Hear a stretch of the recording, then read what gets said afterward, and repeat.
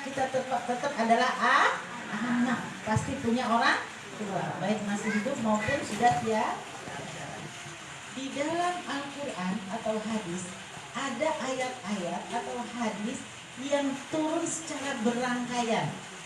Jadi misalnya aqimis sholat wa atuz zakah, dirikanlah sholat dan bayarlah zakat. Artinya apa? Tidak berguna, tidak akan diterima sholatmu kalau kamu tidak bayar zakat. Ingat ya, kamu sholat tapi kamu nggak bayar zakat, maka sholatmu tidak akan diterima. Sebaliknya, tidak akan diterima zakatmu kalau kamu tidak mendirikan sholat. Itu satu rangkaian. Atau atiullaha wa atiur rasul, ikutilah Allah dan ikutilah Rasul. Itu sepaket. Nggak bisa saya hanya beriman kepada Allah tapi saya tidak beriman kepada Rasul, itu nggak mungkin bisa ya. Itu harus sepaket. Kita mengikuti Allah, maka kita juga harus ittiba Rasul ya, mengikuti hadis-hadisnya, paham, mempelajari. Itu udah satu rangkaian. Nggak ada saya pokoknya pakai hadis, nggak pakai ayat Al-Quran, nggak bisa. Al-Quran dan hadis harus dua-duanya kita imani ya. Itu satu rangkaian yang nggak bisa dipisahkan. Dan ada lagi rangkaian-rangkaian yang juga tidak dipisahkan. Di dalam Al-Quran disebutkan wa qad rabbuka alla ta'budu illa iyyahu wa bil walidaini ihsana. Dan aku perintahkan kepadamu untuk selalu menyembah Allah dan berbuat baik kepada orang tua. Berpasangan. Maka apa? Tidak diterima ibadahmu, tidak diterima puasamu, tidak diterima kamu mendirikan masjid, tidak diterima fisabilillahmu kalau kamu durhaka terhadap orang tua. Betapa kedudukannya orang tua adalah di bawah setingkat daripada Allah. Jadi, setelah kita beribadah kepada Allah, maka diperintahkan juga kita untuk berbuat baik kepada orang tua. Betapa mulianya orang tua, ini yang harus kita pahami. Kadang-kadang orang rajin, dia mendirikan sholat, bikin pengajian, tapi ibunya nggak pernah ditengok, ibunya nggak pernah dikirimin duit.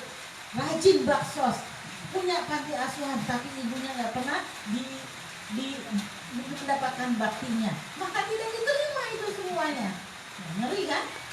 Itulah yang harus kita pelajari, betapa kedudukan orang tuanya di bawah daripada kedudukan dari beribadah kepada Allah. Sampai ada seseorang yang tergopoh-gopoh mendatangi Nabi, ya Rasulullah, ayyul amali ahabbillah, apa sih amalan yang dicintai Allah? Kemudian Rasulullah berkata apa? Satu, as-sholatu ala waktiha, sholat tepat pada waktunya. Itu adalah penghambaan kita, ibadah kita kepada Allah. Sholat tepat waktunya, itu amalan yang Allah cintai. Kultus ma'ayu, kemudian apa lagi? Yang kedua kata Rasulullah, birrul walidain. Ternyata lagi di bawah kedudukan penghambaan kita kepada Allah adalah berbuat baik kepada orang tua. Dikejar lagi, kultus ma'ayu ya Rasulullah. Kemudian apa lagi ya Rasulullah? Yang ketiga adalah jihad fisabilillah. Ternyata yang berdarah-darah di medan perang, yang diwajibkan oleh Rasulullah untuk berperang atau perang Uhud, perang Badar dan sebagainya, itu kedudukannya masih jauh di bawah dari berbuat baik kepada orang tua.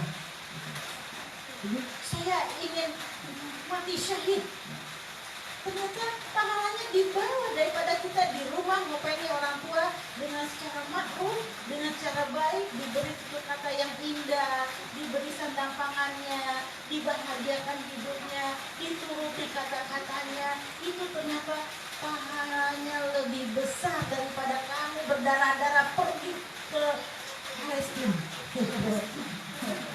Kita bisa mendapatkan pahala yang lebih besar daripada jihad fisabilillah.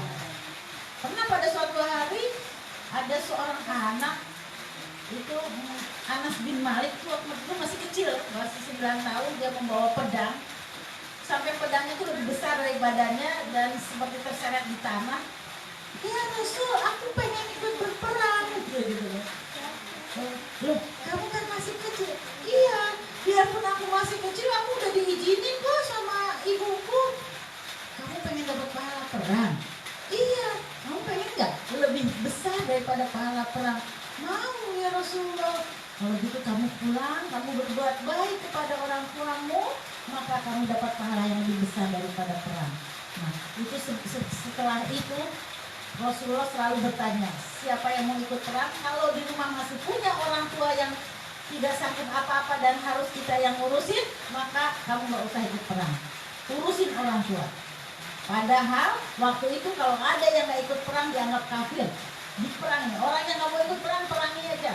Tetapi kalau dia masih punya orang tua, maka pahalanya lebih besar ketika dia mengurusi orang tuanya. Nah, siapa lagi coba yang mau durhaka sama orang tua kalau kita mengenal hadis-hadis kemuliaan orang tua ini. Termasuk kita sebagai orang tua, ajari itu anak jangan sampai kurang ajar sama kita. Gitu. Bukan apa? Bukan untuk kemuliaan kita pengen dimuliakan, tapi apa supaya dia tidak mendapatkan azab dari Allah Subhanahu wa taala. Karena Rasulullah mengatakan ada azab yang seandainya kamu tidak sholat, kamu akan dihukum nanti di neraka. Kamu tidak zakat, kamu akan direbus di api neraka. Tetapi kalau kamu durhaka sama orang tua, azab yang tidak menunggu di neraka di akhirat, di dunia pun pasti akan mendapatkan celaka. Itu janji Allah. Siapa yang durhaka kepada orang tuanya, di dunia pun sudah akan ditunggu. Dia pasti hidupnya tidak bahagia. Mungkin di rumah berantem terus sama istrinya, atau rezekinya seret. Itu periksa. Barangkali kita punya dosa sama orang tua. Maka tidak rugi kalau tiap hari kita ambil tangannya, kita cium tangannya, kita bahagiakan. Itu kegunaannya bukan orang tua, buat orang tua, tetapi buat kita sendiri. Karena orang yang memuliakan orang tuanya, maka pahalanya pun tidak nunggu di akhirat. Di dunia pun sudah akan diberi balasan-balasan yang begitu indah. Bahkan di dalam sebuah hadis dikatakan, barang siapa menemui orang tuanya di pagi hari, ini baru mulai, kita masih punya orang tua, gitu.